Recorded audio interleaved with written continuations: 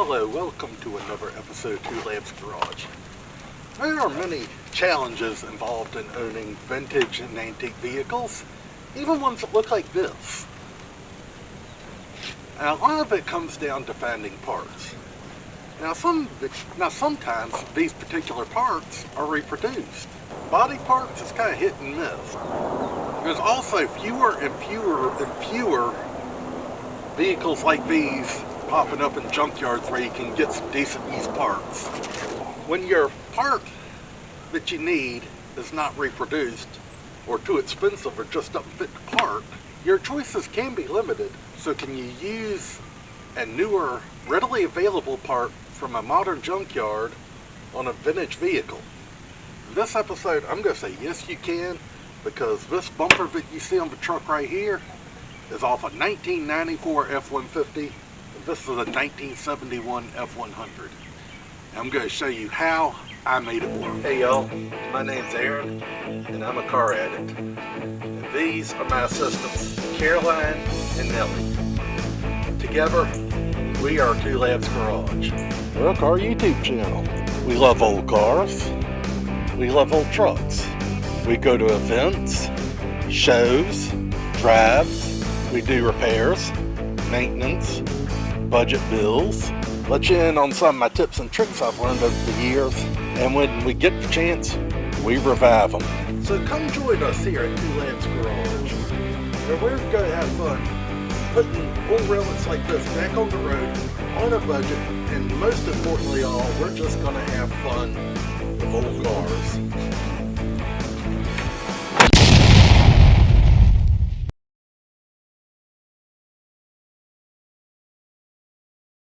Couple things real quick. Y'all may be saying, Aaron, bumpers for the 71s are reproduced. Why don't you just get one of them? Have you looked at this truck?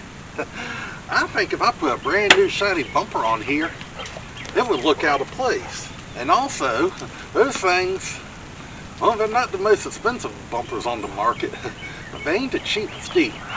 I went for something that was a little budget, and also, I didn't want something that would look out of place on my truck.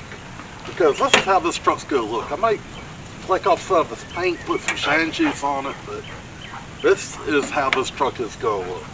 This one is shiny, looks good, but we got some dents and dings. It's still a decent looking bumper, and I think it goes on the truck well. So let's get busy putting this bumper on the truck. Caroline, where's the bumper go? Is that the bumper? Where's the bumper go, Caroline? It go right there. Yes, you're right. Good girl. Alright, so as Caroline was just trying to tell us, this bumper needs to go up here. I've set a few bumpers. I've used different things to hold them. This time I'm going to use a transmission jack. I've never used one of these before for anything. Well, I was going to have to with a Dodge truck, but I don't. But anyway, I'm thinking the transmission jack is just a little wider, maybe a little more stable to hold the bumper.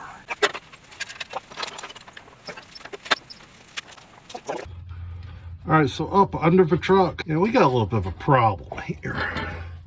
And that is the brackets from the 94. I know it's a little dark, but I got that much gap between that and the rail.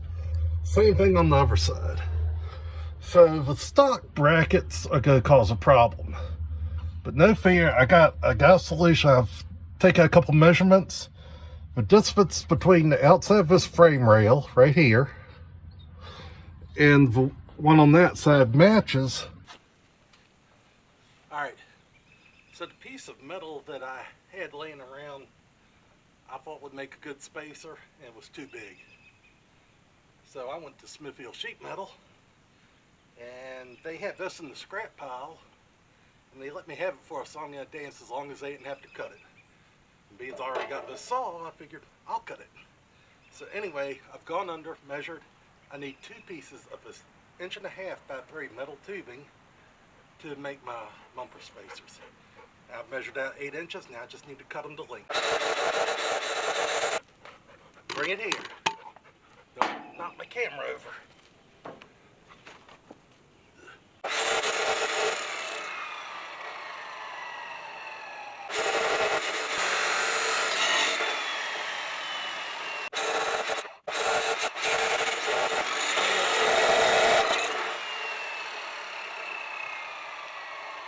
Now, one lesson I learned from this little exercise: cuts a whole lot easier with one of these saws if you cut it with a metal standing up.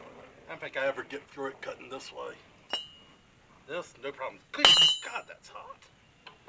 I was hoping they have something thinner, so I don't know, maybe I could make a set of boom tubes later on, but anyway, nice thick steel, never know what I may need it for in the future.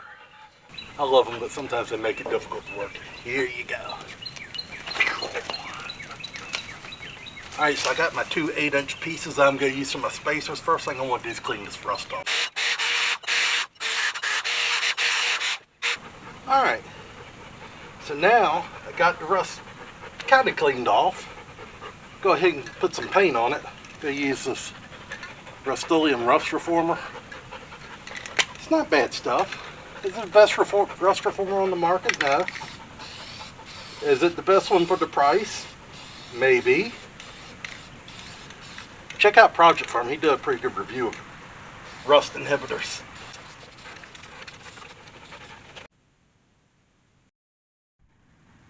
Alright, so up under the truck here, I've got my piece of metal I'm using for a spacer vice gripped in. And yes, I know it's a little crooked. And if you look right here, there's that angled piece of the bib. Well, there's one of them on the other side too, that is keeping the piece of metal from sitting up all the way.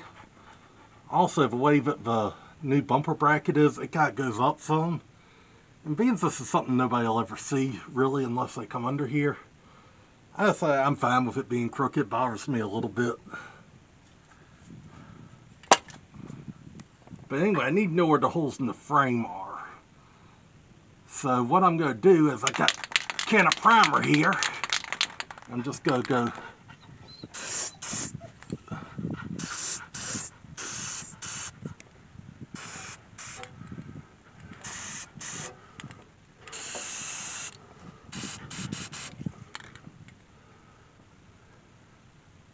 Alright, and that should show me where my holes are. Alright, so here are my paint dots. Right here. And they're going to tell me where I need to put holes in here. I'm only going to use 2 of the holes, but I do have a ball marked. And what I'm going to start off doing is I'm going to make an 1/8 hole, then step up to another size into another side. And then I'll end up at 3/8. I'm going to take a tap. I'm actually going to tap threads into this, because this is rather thick metal and it can be a pain to hold the nut in there. If you use thinner metal, yeah, you probably have to use a nut and a washer, but it being this is 1/4 inch, it's got plenty of meat there to grab thread, so I'm just going to tap it.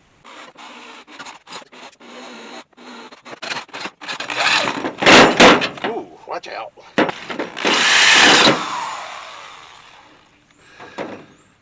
Alright, tapping threads.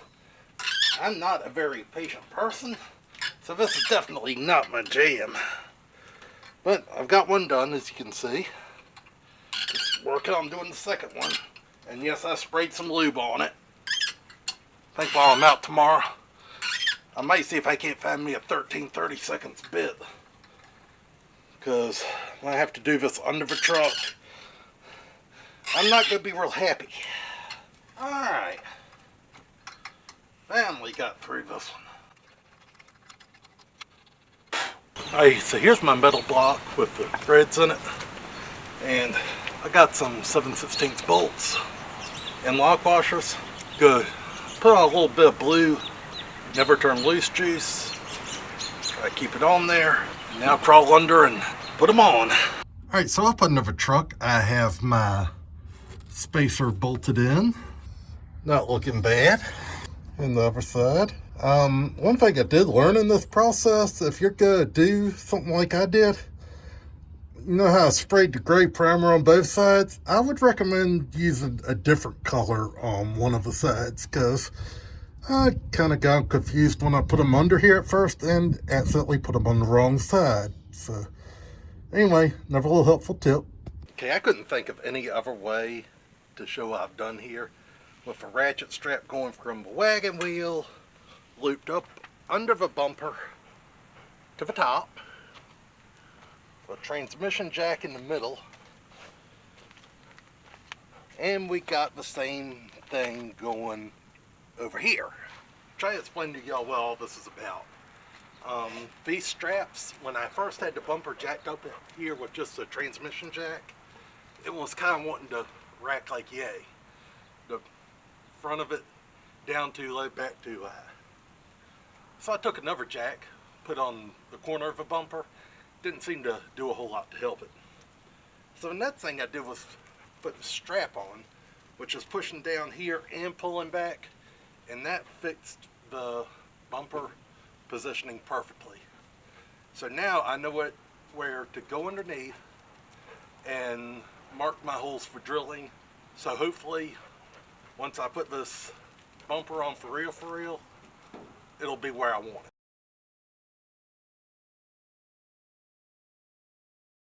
Alright, so the very last bolt decided it was going to fight me as far as lining up. And I had to do some crazy gymnastics to make it line up. Alright, so there we are, all bolted up. Everything's good to go. That's what it looks like. Spacer wasn't that hard to put in. In retrospect, one thing I could have done, probably would have made it a little easier on me, is I could have taken this brace off here and just cut my piece of square tubing longer. Probably would have made it easier on me at the time, but maybe that'll help one of y'all out. But anyway, here it is, final product. That truck doesn't look half bad with that bumper on there. Eventually I'm going to put the lights on it and all that, and I'm going to get the revival video out of this. My computer hard drive crashing has lost some of the footage. I got some computer nerds trying to help me recover all that, and I do mean that as a term of endearment. I hope nobody took that personally. But yep, the truck's got a few dings and whatnot on it, but I like the way it looks on there. Don't pay any attention to that area right there being black. I'm gonna get to that in just a minute. Now this can's over 20 years old, so I hope it's still good. Ooh, not looking good for the home team.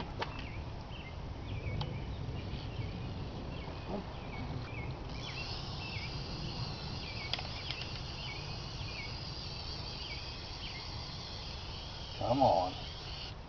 I went and shot some brake clean through the nozzle. Let's see if that helps. Sporadically. There we go. There we went.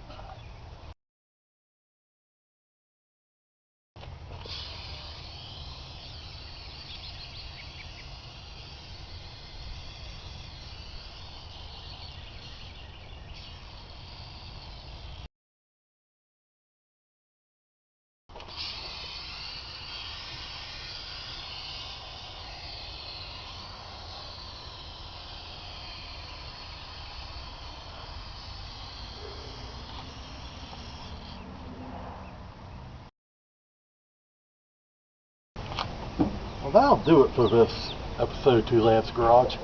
As always, I thank you for tuning in. So this right here proves that you can indeed use a newer model bumper on an older truck. Takes a little work, takes a little ingenuity, but it will work. Now, knowing what I know now, would I have picked this same bumper? Possibly. I like that it's a decent bumper, but it's just dinged up enough to not look out of place on this truck. As for the work that went into making it fit, I would definitely recommend having your measurements from your frame before you go to the junkyard. That would help a lot.